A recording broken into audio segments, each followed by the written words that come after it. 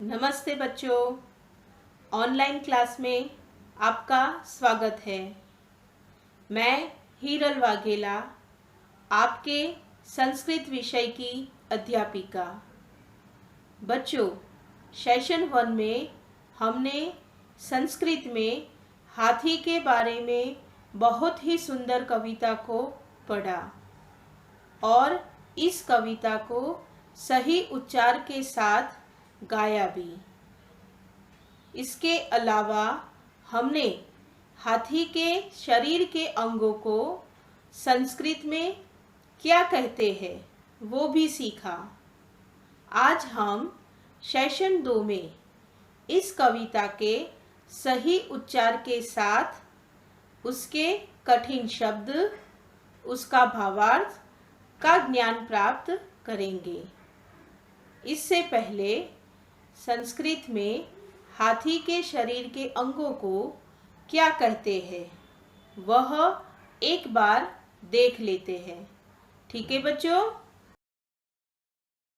विषय संस्कृत, कक्षा 6, पाठ पंचमः, हस्ती हस्ती हस्ती, एलिफेंट एलिफेंट एलिफेंट। बच्चों, अब हम हाथी के शरीर के भागों को एक बार रिवाइज कर लेते हैं। नेत्रे आईज, कर्णों ईयर्स, उदरम स्टमक, पुच्छम टेल, दंतो टीथ, सुंडा ट्रंक, पादाह लेग्स। ठीक है बच्चों। बच्चों, अब हम कविता के पठन के साथ उसके कठिन शब्द, उसका भावार्थ समझेंगे।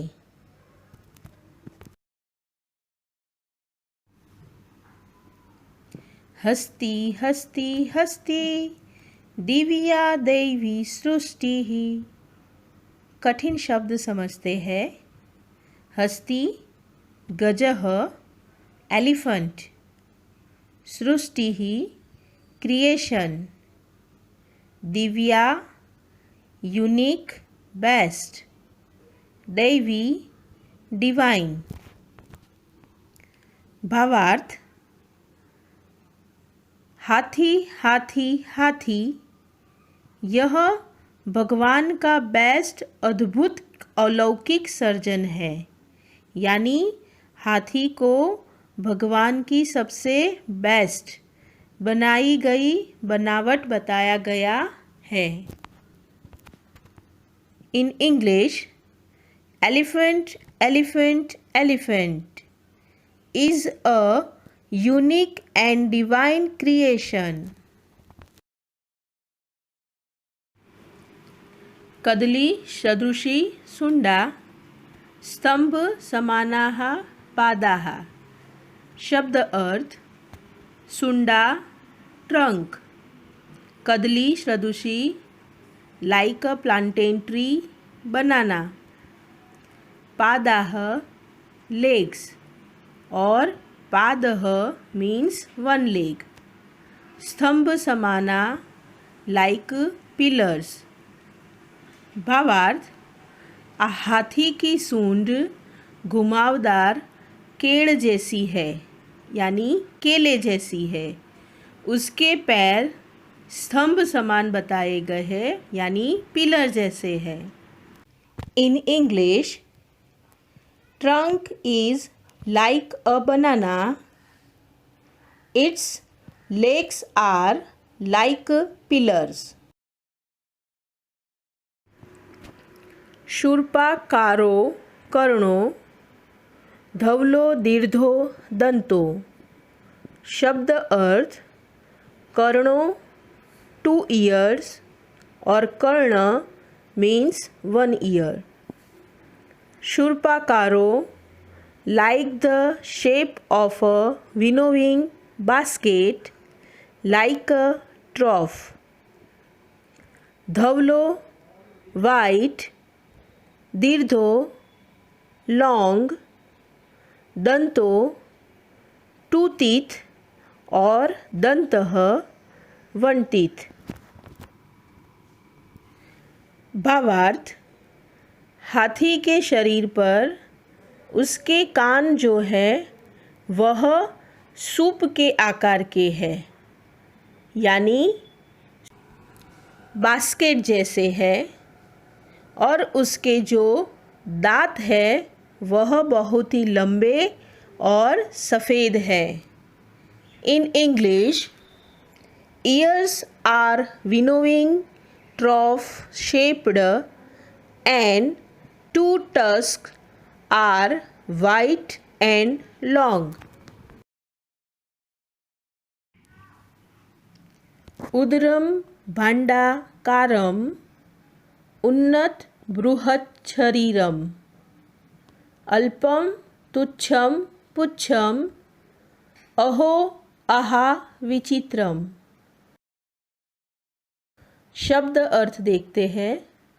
उदरम यानी स्टमक, भाण्डाकारम like the shape of a pot, उन्नत हाई, बृहत बिग एंड ह्यूज, पुच्छम टेल, अल्पम स्मॉल, तुच्छम insignificant, अहो अहा वाव ओ, विचित्रम यूनिक।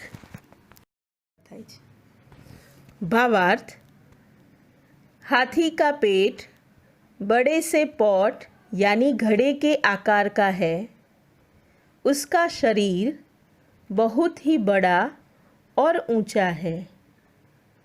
उसके बड़े से शरीर पर एकदम छोटी सी पूँछ है ना? अरे वाह, कितनी अद्भुत बनावट है ये। In English, stomach is pot shaped, body is high and huge, tail is small and insignificant. Oh, wow! How unique!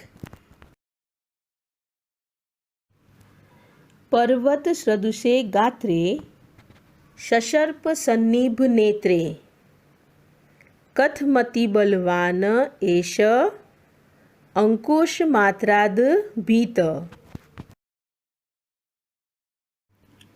शब्द अर्थ, पर्वत सदृशे like a mountain, गात्रे लिम्ब, शशर्प mustard seeds, सन्निभ like, नेत्रे टू eyes और नेत्रम वन आई। कथम हाउ, अति बलवान extremely strong,